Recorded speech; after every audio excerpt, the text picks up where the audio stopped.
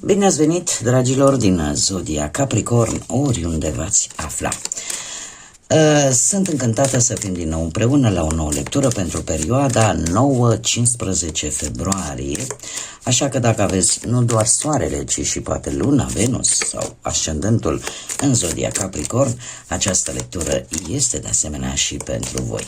Trebuie să vă reamintesc că este totuși o lectură general colectivă, așa că luați din această lectură doar ceea ce simțiți că rezonează cu voi.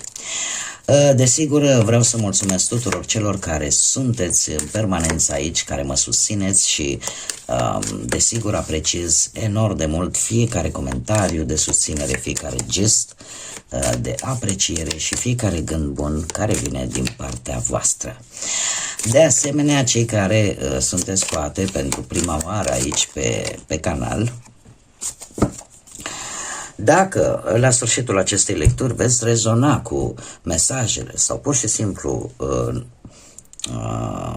veți rezona cu modul în care eu interpretez cărțile, nu ezitați, eu vă invit cu mare drag să vă abonați și desigur dacă doriți să susțineți acest canal printr-un simplu like.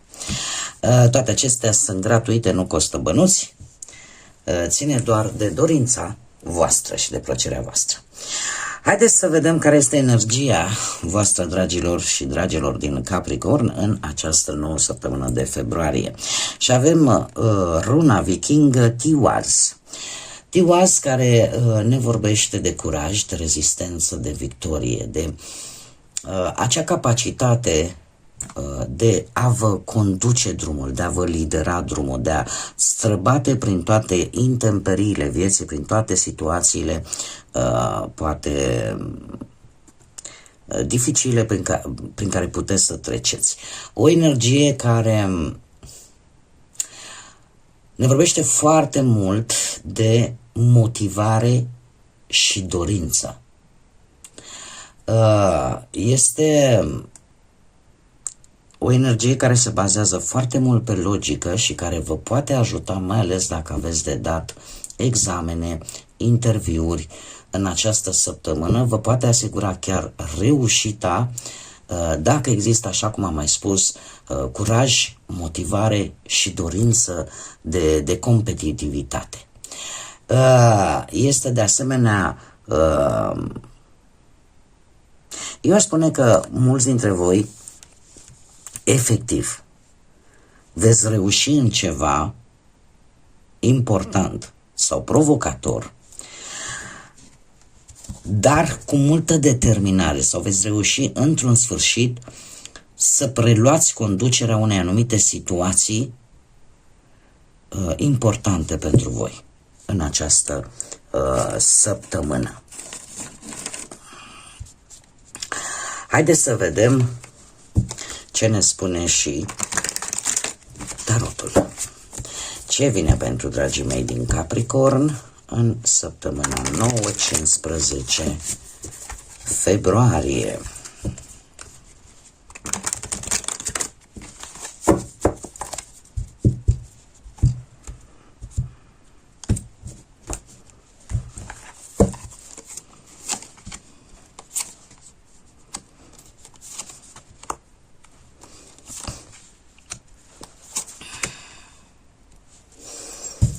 Interesant. Haideți să vedem. Situația actuală vine cu acest 7 de monede. Sunteți, posibil, unii dintre voi, aveți un anumit obiectiv pe care, într-un anume fel, ori a început să dea roade, ori voi sunteți un pic nerăbdători să vedeți roadele acestui obiectiv, acestui plan, acestui proiect. Probabil că sunteți un pic nerăbdători să obțineți lucruri într-un mod foarte rapid și într-o manieră poate un pic mai ușoară. Trebuie să vă spun că asta nu înseamnă că nu o puteți face. Este posibilă, dar de asemenea este posibil să fie o soluție de moment și nu neapărat pe termen lung. Probabil că această săptămână pentru voi va fi o săptămână de triaj, de a vedea exact unde trebuie să mai investiți energie, timp sau bani chiar, sau sentimente, și unde nu. Să încercați oarecum să faceți un pic de ordine, să zic așa, între ceea ce este cu adevărat important pentru voi și ceea ce poate să dea rezultate viabile, vizibile, și ce nu. Este foarte interesant faptul că veți lăsa în urmă ori pe cineva din zodia Taur, ori pur și simplu a fi foarte fixiști în această săptămână nu o să fie tocmai în favoarea voastră. De ce spun acest lucru? Avem Marele Preot. Și Marele Preot, ca și, să zicem așa, cum e pe poziția, aceea este defavorabil pentru voi, această săptămână nu este o săptămână în care voi să fiți rigizi în deciziile voastre, adică să nu lăsați loc un pic de adaptare. Cum să mă exprim eu mai bine? E ca și cum, domne, eu știu că lucrurile se fac așa și numai așa se fac. Nu faceți acest lucru pentru că asta poate juca un pic în defavoarea voastră. Este o săptămână în care trebuie să fiți un pic mai flexibili, atât la idei, cât și la sentimente, cât și în comunicare, să lăsați un pic să fiți un pic mai elastici, ca să spun așa, atât în gândire, cât și în principii, cât și în acțiunile pe care voi le faceți sau în comunicarea cu ceilalți de lângă voi. Este oarecum bine să ai anumite principii, anumite valori morale, este perfect ok, dar știi cum e, să nu... ideea de a nu merge precum calul, da, decât înainte, adică trebuie să fiți un pic flexibili, să vă uitați și stânga și dreapta, pentru că alminteri, această rigiditate în gânduri, în acțiune, în dialog, poate să vă cauzeze într-un mod mai negativ în această săptămână. Ce este foarte curios, avem un 9 de spate, care paradoxal este pe poziția a ceea ce este favorabil pentru voi. În cazul acesta e posibil ca un eveniment extern, o cauză externă, să vă trezească, ca să spun așa, să vă trezească de această stare rigidă și să vă facă să începeți să mișcați. Într-adevăr, putem spune că ceva dificil, o așteptare dificilă, poate chiar pe plan profesional, se poate întrerupe, se poate termina. Chiar dacă lucrul ăsta îți aduce un pic de agitație, așa cum bine vedem cu această energie a runei Tiwaz, care într-adevăr ne vorbește, da, avem o mare agitată, dar este ceva care pe tine te va împinge, vrei, nu vrei, să mergi înainte, să treci peste teamă, să treci peste frică, te va provoca. Și asta va fi ceva pozitiv pentru voi, pentru că vă scoate poate din această stare de îndoială, din această stare un pic ușor confuză, în care îți dai seama exact, domne, asta trebuie să fac, aici nu mai trebuie să investesc, în schimb aici chiar merită. Da? E ca o trezire la nivel mental. Poate că această săptămână pentru voi, de asemenea, o cauză externă, ceva din exterior, te trezește și îți dai seama că poate nu trebuie să mai investești anumiți bănuți. Sau poate că trebuie să-ți rezolvi o anumită situație într-o altă manieră, o situație financiară și nu neapărat, schimbând poate personajele sau schimbând datele problemei. De asemenea,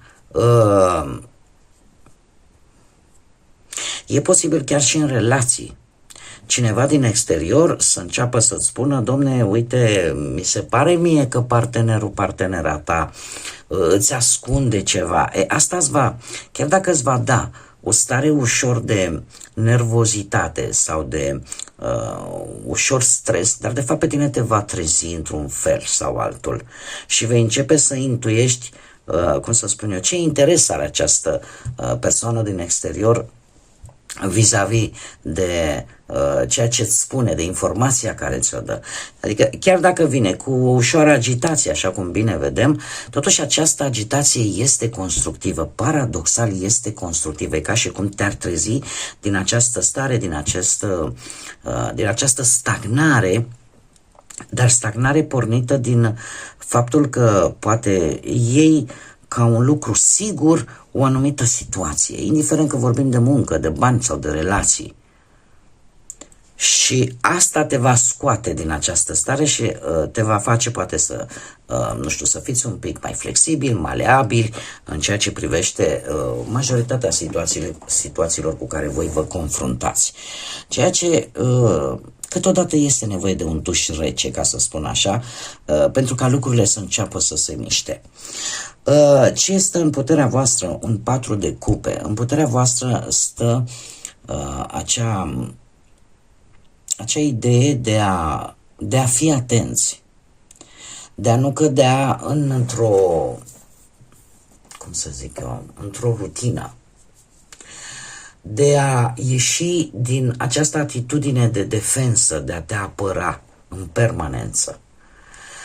Stă în puterea voastră să vedeți șansele reale pe care voi le aveți.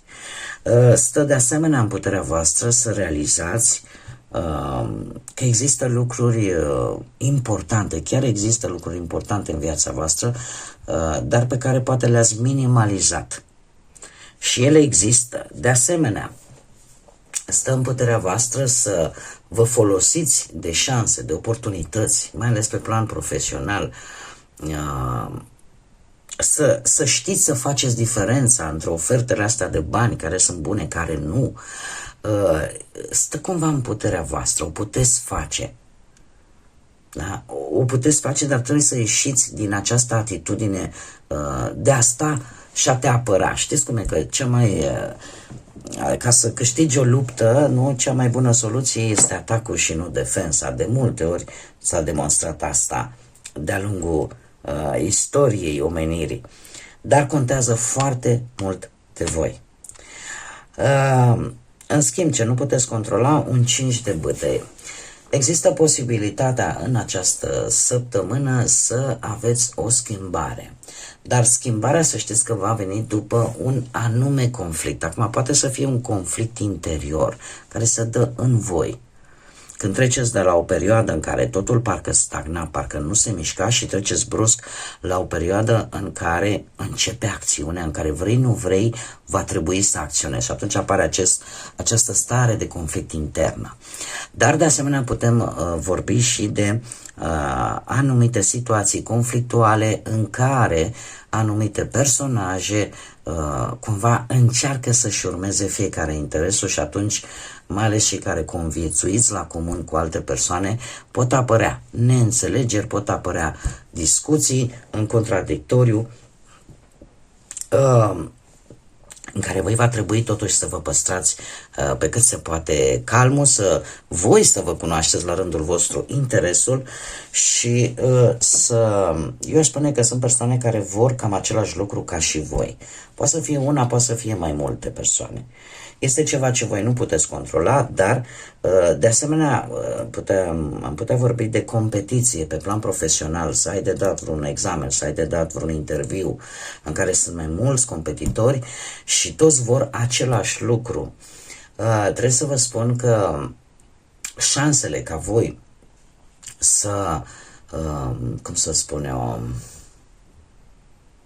ca voi să câștigați, chiar dacă e posibil unii să nu joace tocmai fair, să nu joace tocmai corect, șansele voastre se pot schimba. Poate jobul să fie al vostru, poate voi să reușiți să treceți peste un anumit examen, peste un anumit interviu.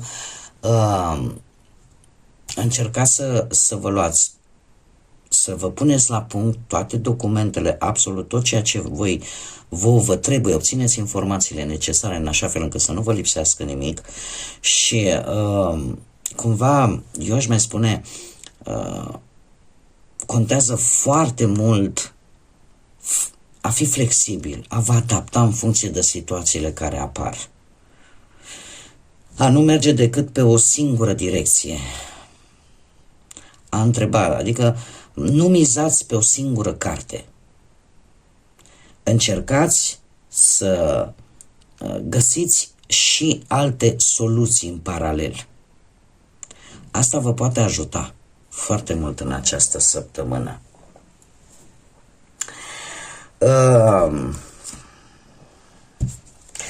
Per general, așa aș spune că este o săptămână în care puteți avea reușite. Eu pot să vă spun, puteți avea reușite. Șanse există. Dar așa cum am mai spus, veți fi provocați să ieșiți din zona voastră de confort. Veți fi provocați să faceți lucrurile un pic diferit. Și să vă luați așa viața în propriile mâini, cumva. Ceva vă va motiva atât de mult și atât de tare, încât eu cred că lucrurile vor ieși în favoarea voastră. Dar, așa cum am mai spus, fiți flexibili. Luați în calcul și alte variante în afară de cele pe care deja poate vi le-ați stabilit voi sau v-au fost promise. Haideți să vedem acum și care este cavalerul de dragoni, sau ce mesaj vă trimite pentru această săptămână 9-15 februarie. Care este mesajul pentru voi? Opa! E același mesaj, cred eu, ca și la Săgetător, dacă nu mă înșel. Și avem pe Ceres și pe Bond. Bond este dragonul, iar Ceres este cel care îl coordonează. Avem numărul 1. Numărul 1 care este un număr masculin, yang, și care are de văzut foarte mult cu originalitatea, cu noi începuturi, cu potențial. Da? Și cu faptul că tot ceea ce voi gândiți, tot ceea ce voi manifestați în primul și în primul rând, chiar se poate realiza. Ce ne spune mesajul? Spune în felul următor: abundența, varietatea, fericirea, bucuria își fac loc în drumul vieții tale. Este timpul să culegi ceea ce va veni. Este o pregătire, dragilor, o pregătire exact cum bine am văzut vis-a-vis de un proiect, vis-a-vis de ceva important la care voi ați lucrat, la care voi ați investit poate timp, bani, sentimente și care încet, încet va da roade.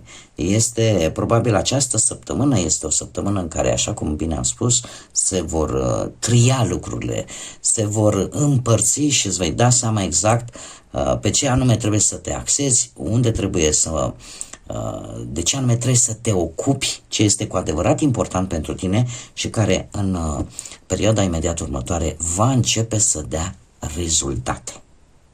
Așa că nu este rău deloc. Bun, dragii mei, cam atât am avut pentru voi pentru această nouă săptămână de februarie.